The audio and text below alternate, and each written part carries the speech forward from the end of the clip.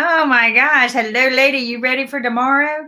I am so ready for tomorrow. I really, really am. I'm so excited. Oh my So, goodness. Dr. Philip, do you know what Alexandra is doing? So another guitar piece, or Well, she started a cafe show on Sundays so that we got something to do and go to. well, it has to be live mic. It is. Live It's mic. all live. It's all Is live. It is. Yeah. Are you It's gonna all play the live. background music? All right, for us.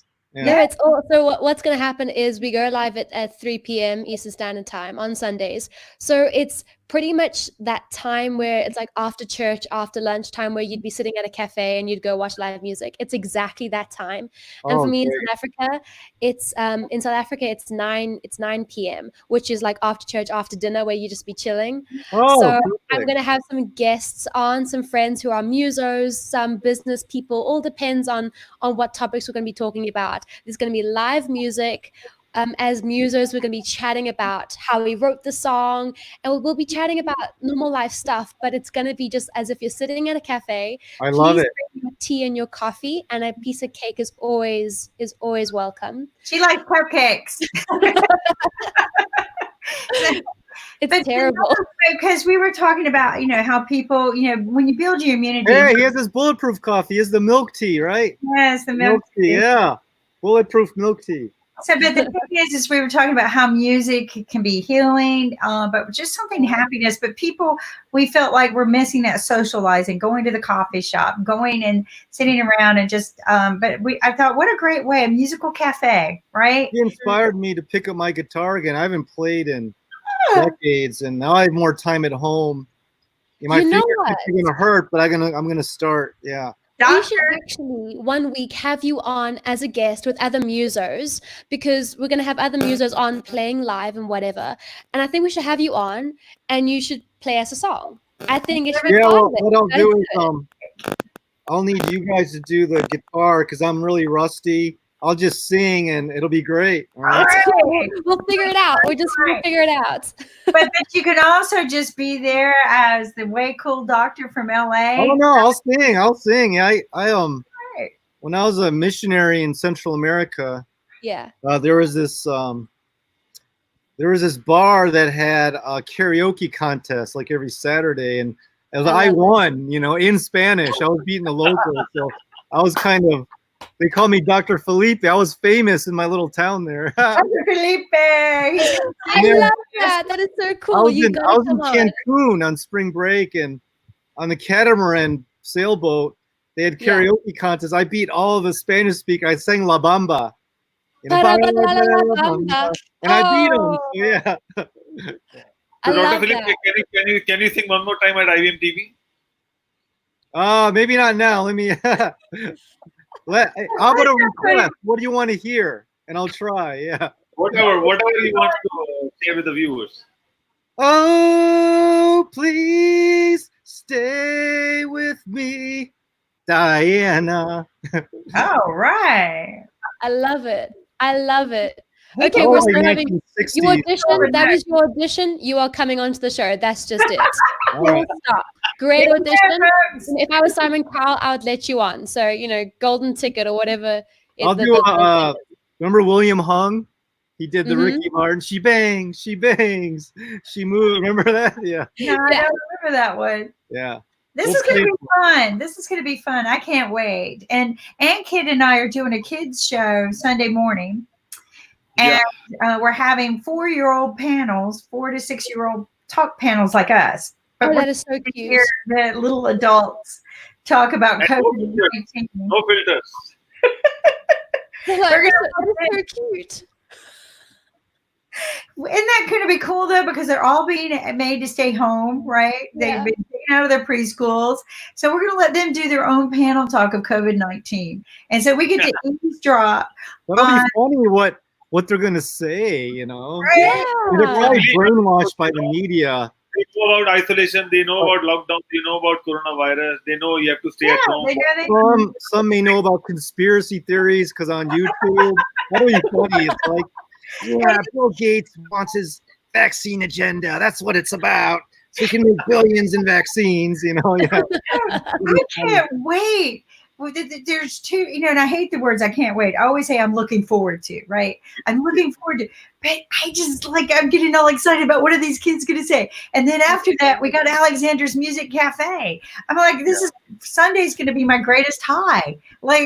Yeah, this is we got to get this viral, and you're putting this on Facebook and you're putting on YouTube, right? All the we got to make this show viral. Facebook with us, Dr. U, and get it out, because we got everything on Facebook and everything's going. And I might contact my friend about taking this viral. I have a friend who can take things viral. Yeah, I know there's tricks to, rank better. We should talk about the viral thing offline, because everyone is watching us. That's all right. We need to learn business, right? We want this to go viral, people. How cool is it going to be? All these kids are going to tell us the way they see COVID.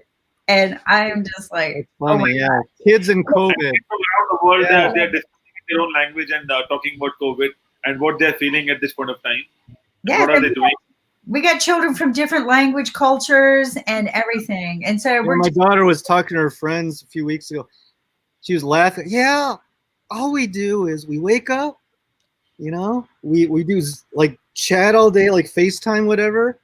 And we do our homework together. We exercise together online, and we stay up till 12. And then at 8 a.m. we do it again. It's true. They're 24/7. They're together. And my daughter's grades went up. Wow. Doing her homework online with their friends. It's crazy.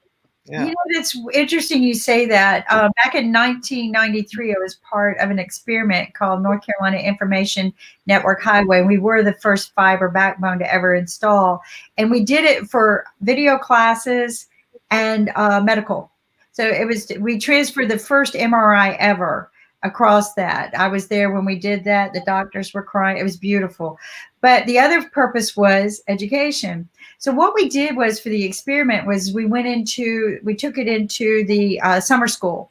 And if any of you understand summer school, back in the day, that was the punishment for those who didn't make good grades, right? You were failing D's and you were bad in school.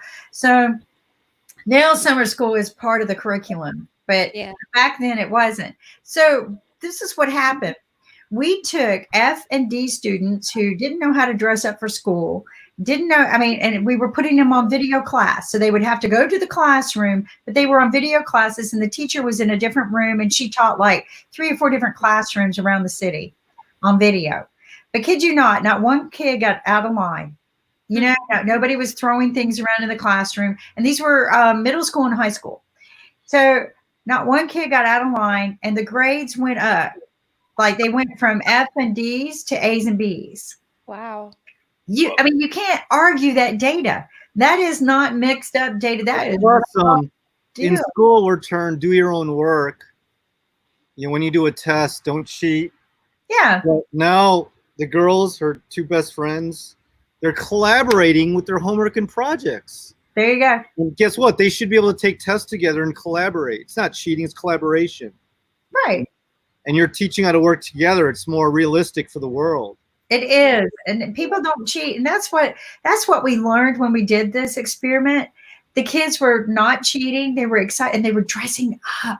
Oh my gosh. Because they were on video camera. We had back then, big thing. So they were dressing up every day. It was almost like a challenge to see who could, and these were not the kids who could afford it, but they were really working hard to be good. And I was so disappointed in our state Senate, because they said, we don't want to be the first in this kind of program. And I'm like, what? We don't want to invest all this money to be first in a program like this. And I'm like, oh, they have to, because everything's online now.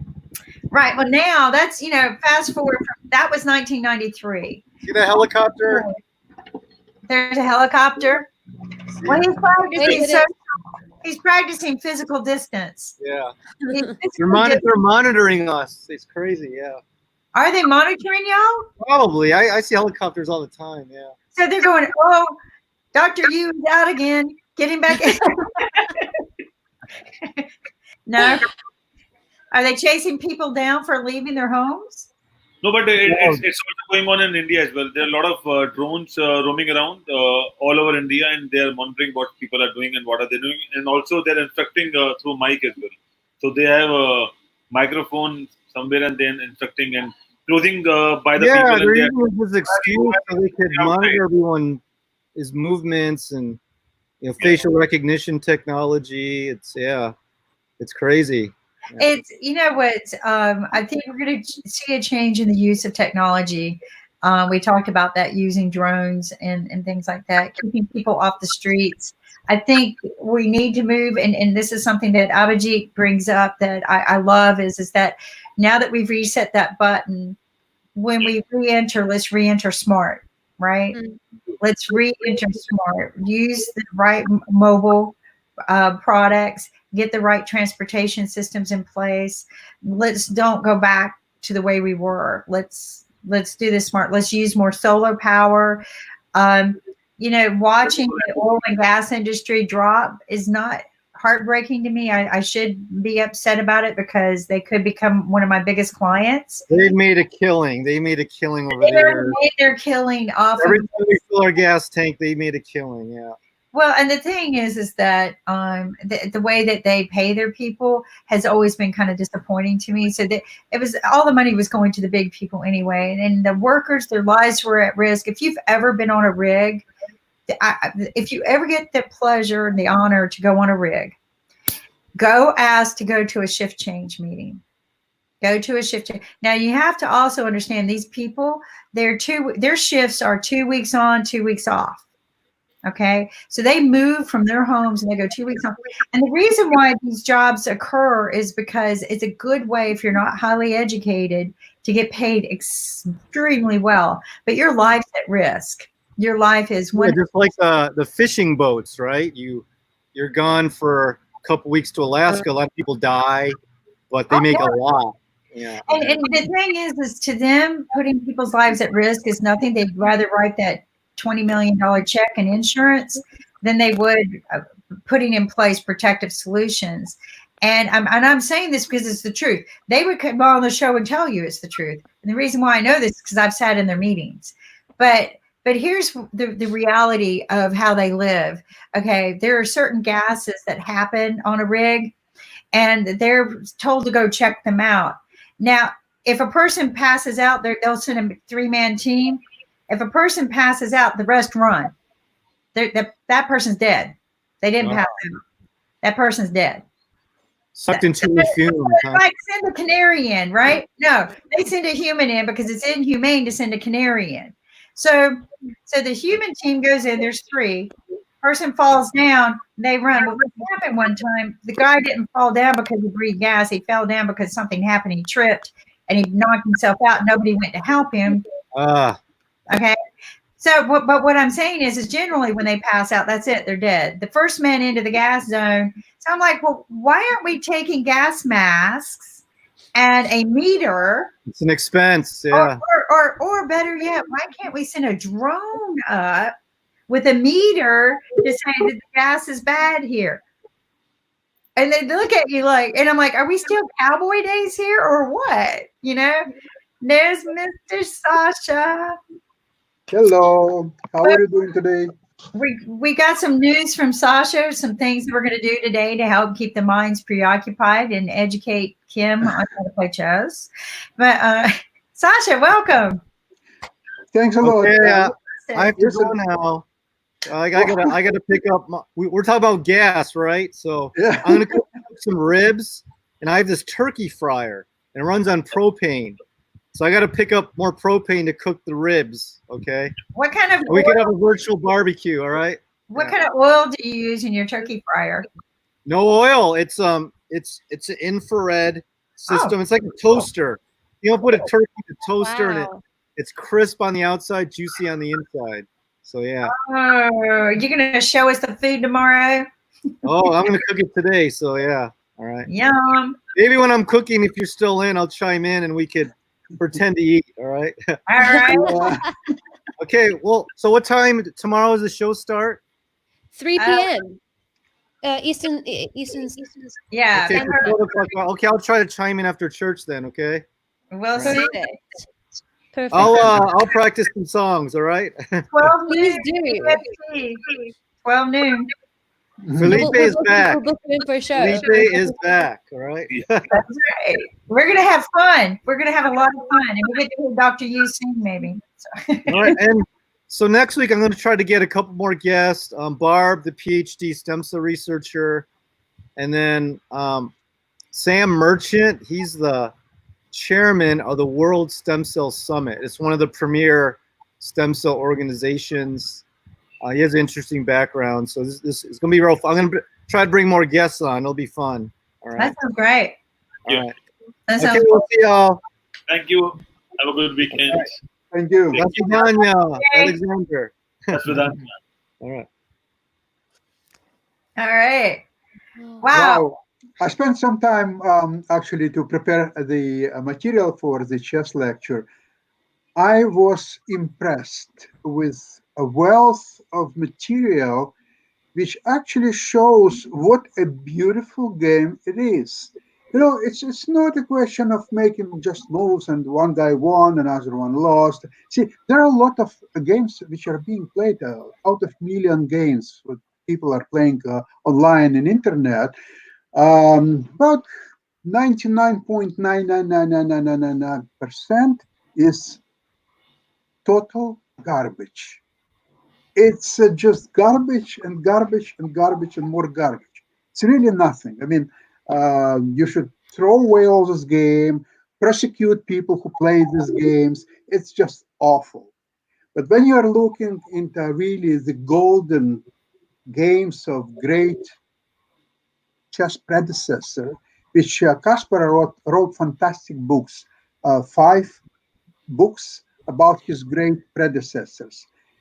You know, it's not only the qualities of these books, the material, there is so much love. He showed so much respect, so much love for his great predecessors. And some of them, like Anatoly Karpov, it was his enemy, arch enemy. They were played 5 matches for the World Chess Championship. And they were in very, very bad relationship almost of his life. There was only one episode when Kasparov respected Karpov, when it was in Moscow. Karpov was arrested during the street protests and put in jail. And Karpov visited him in jail and a chess magazine. But guess what? Karpov was not even allowed to a cell to visit him. He just left this magazines that he brought for him. In a way, a sad story, I would say, overall. First of all, it's said that the 13th world champion, probably one of the greatest players of all time, was arrested on the streets of Moscow. That's already said. And another thing is that Karpov did a very nice gesture, and yet he was not allowed even to visit him. They treated 12th and 13th world champions, the greatest players of all time, like criminals. It's just incredible. But that's true story. No, Well, so anyway, I've prepared the selection of absolutely fantastic games. We are going to enjoy all. we got, and I'm looking forward to it. And it's at 3:00 this afternoon. But so when the show's over, I'm going to run get something to eat, and then Absolutely. back on. What I need is the doctor. I think Alex to sing a song before she leaves. Oh yeah, can you do that? Would you like Alex, one? Yes. What do you? Okay, I'll do a quick song for you guys. You look so beautiful today. Thank you. I'm wearing my second favorite color, black. My first favorite color is pink. Pink. Naturally, you know. Can you hear that? Is that nice and clear for you guys? Yeah. Yes. Amazing. I'm gonna do a quick tune for your ears only. So, since we're doing this cafe, Alexandra May's music cafe, which I'm so excited for, I thought I'd share a quick story because I'm a singer-songwriter and I don't shut up about stories. One of the first lessons I learned when I went to Nashville for the very first time is, and Kim, you'll know this, always become best friends with the barman. He or she knows what is happening in that bar. They know where you should go. They know who to talk to and all that. So always pay respects, always tip your servers. You know, it's always a thing, and I still believe in it. So I actually wrote a song called Barman.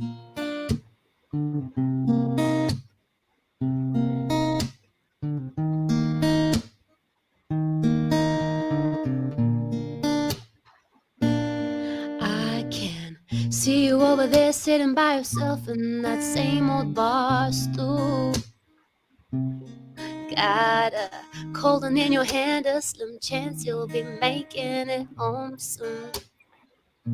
And there's something in your eye, maybe it's a tear, but you'll never let on. No, just keep your eyes on that coaster. Don't let them know. Barman, dim those lights and make it feel cozy.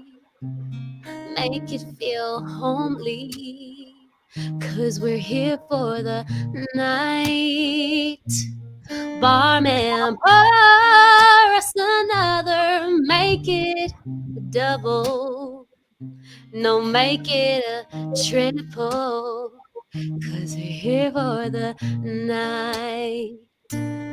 I can feel it in the air, maybe it's smoke, but it's all kind of cloudy, all kind of lonely, with a glass for a friend.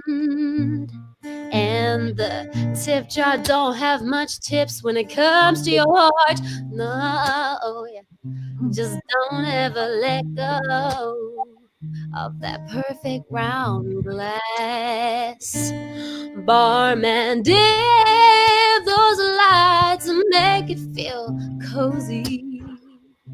Make it feel homely, 'cause we're here for the night. The barman, pour us another, make it double. No, make it a triple, 'cause we're here for the night. Barman, dim those lights and make it feel cozy. Make it feel homely, 'cause I'm here for the night. The barman, pour me another and make it a double. No, make it a triple, 'cause I'm here for the night.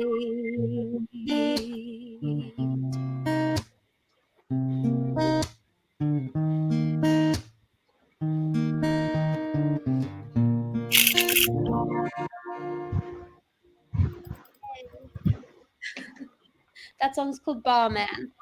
You know, so here's what's interesting. You make it sound like a love story. You almost sound like you're in love with the barman. Who is it, right? He makes us happy. He's serving us. A lot of times they protect us. I actually had one.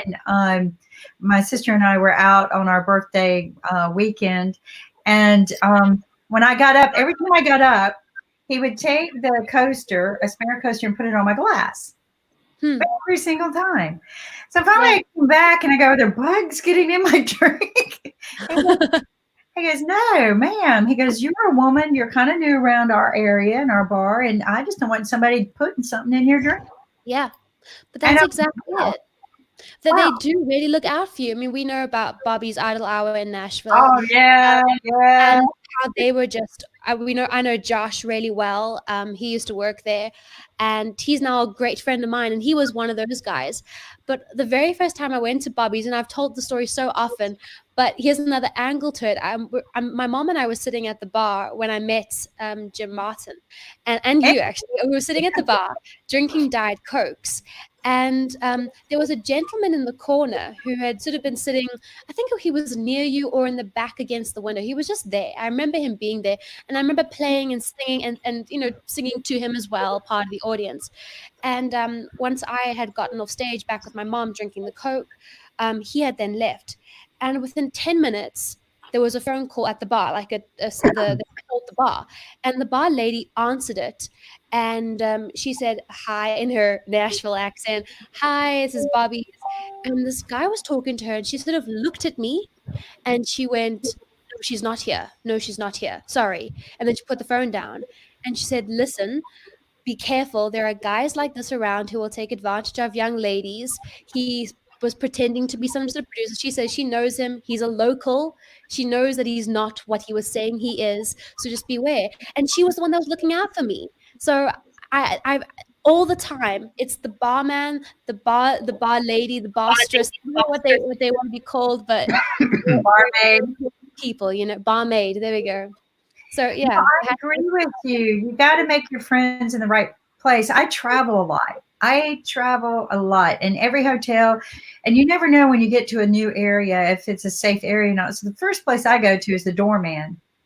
Yeah. I introduce myself, and I become friends with them, and I become friends with the girls or guys at the counter, so they know who I am when I walk in there. And then they see me coming and going. But I ask them, I go, "What's the safety zone?" Of walking. What's my safety zone? And I do. I get to know my safety zone. I get to know traveling in and out. What's the best transit? First thing I do. That's any place I go.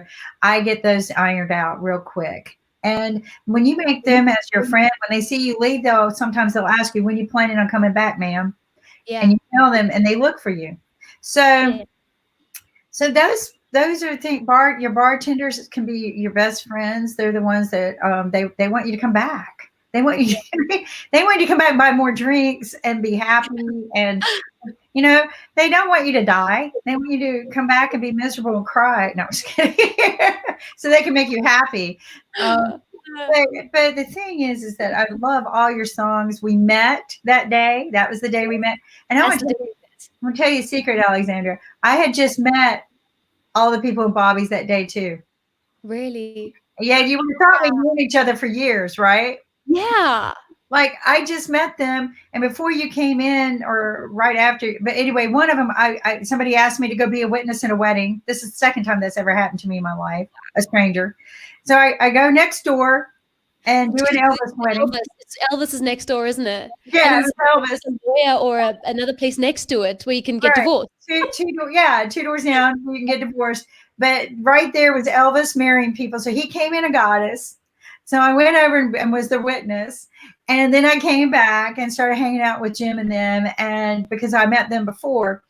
And I didn't want to miss my bus going back to the hotel. And and you came in about that time frame, but I had already made friends with all of them. And it was funny, about Bobby's, right? Bobby's is not there anymore. I'm just so sad.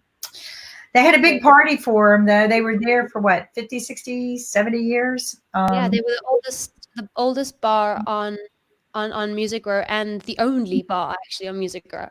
Well, the only one left. They weren't the only one for years, but they tore all of the historical bars down for big I didn't know that. Yeah. Wow. So they tore all these places down for these buildings, right?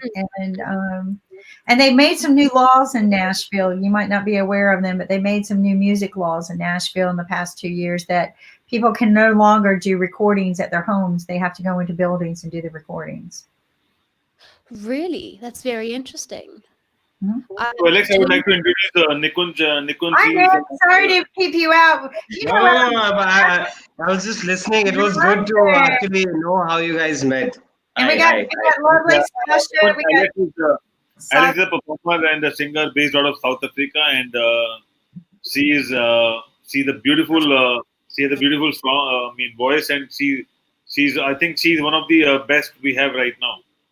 I heard her. We met last time. Yeah, she sings really well. Very nice. She's going to do a musical cafe every Sunday. So if you're up late at night where you're at, you can definitely join her. It'll give you a time to relax, drink a little coffee, hear some great music and interviews, and just, chill out like you went to a cafe, and which is something a lot of people are missing, right? They're missing that.